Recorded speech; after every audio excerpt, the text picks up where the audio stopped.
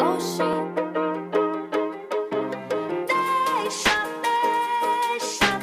Deixa eu dizer o que penso dessa vida. Preciso demais desabafar. Machine Learning ML é uma tecnologia que analisa dados e identifica padrões, e através dela é possível otimizar tarefas. A marca empreendedora é uma estratégia de marketing que tem o foco de atrair pessoas para trabalhar na área de organização. O OKR, ou Objetivos e Resultados Chaves, é um modelo de gestão que tem o objetivo em tornar o desempenho mais ágil. Onboarding é um processo que diz respeito a novos colaboradores na organização. O organograma é uma representação visual da estrutura da empresa, mostrando com clareza a organização dos cargos e departamentos. Unbound Recruiting é um recrutamento urgente, onde a organização fica responsável por achar um profissional ideal para ocupar determinada posição na empresa. Olá, meu nome é Laura e eu vou falar alguns termos do RH que é muito utilizados.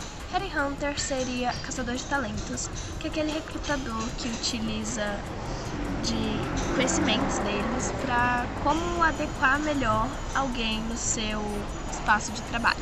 Já HR Tech seria Woman Resource Tech, seria como resolve um problema da RH com base na tecnologia. Já Inbound Recruiting seria estratégia de recrutamento, então os recrutadores utilizam de estratégias, conhecimentos deles, para melhor adequar alguém ao seu espaço de trabalho. Já interjornada seria as pausas durante a jornada, que são muito importantes para os trabalhadores ter seu melhor desenvolvimento, porque sem essas pausas sabemos que as pessoas não rendem mais.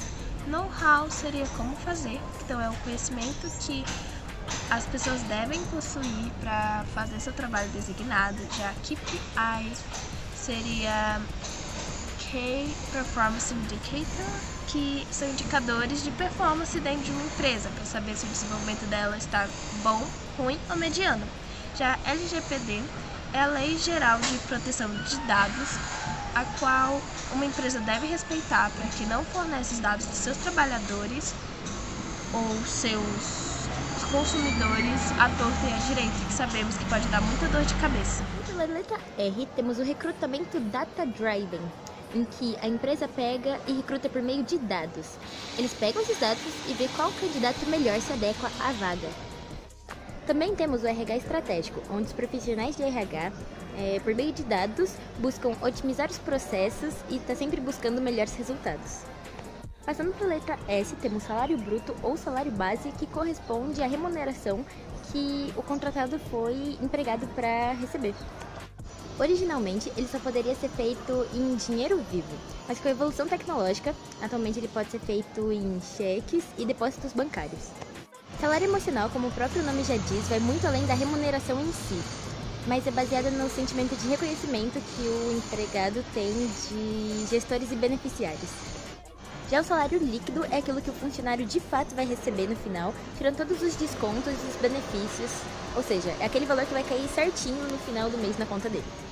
O SLA, sigla em inglês para Service Level Agreement, ou em português, Acordo de Nível de Serviço, corresponde à expectativa que o comprador tem ao adquirir aquele produto ou serviço.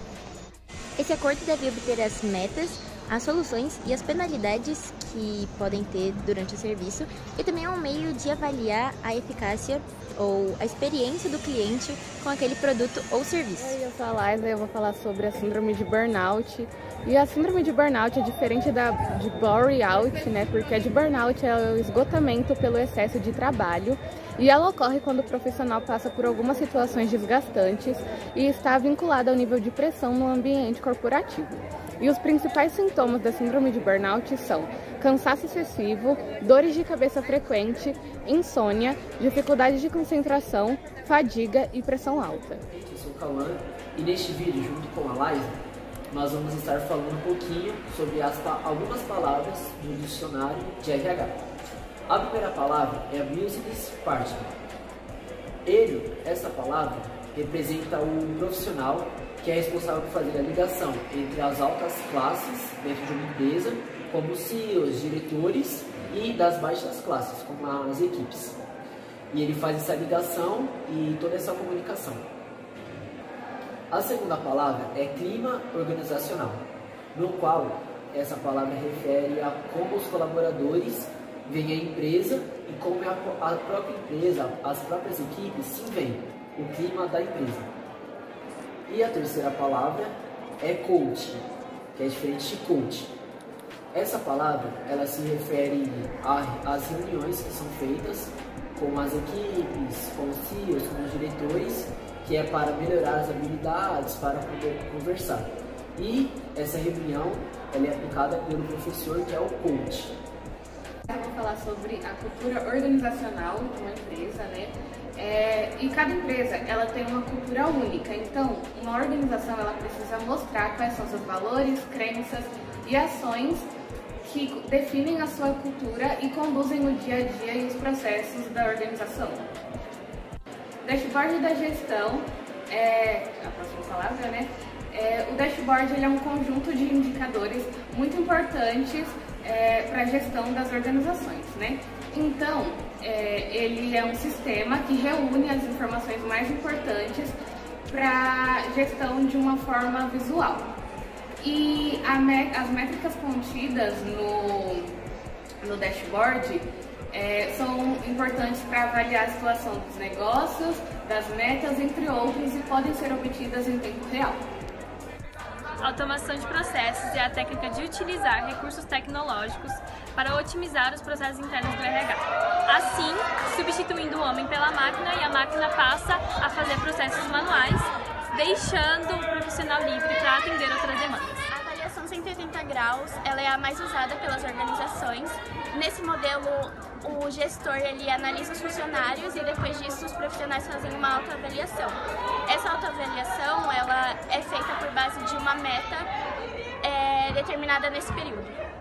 A avaliação 360 ela é mais completa porque vários profissionais analisam o colaborador, pode ser cliente, gestor ou diretor. Benchmarking é um processo que compara os processos utilizados pelas empresas e se eles correspondem à prática do mercado. Deep Learning, que na tradução literal significa aprendizagem profunda, é um processo que utiliza as redes neurológicas para ensinar as máquinas.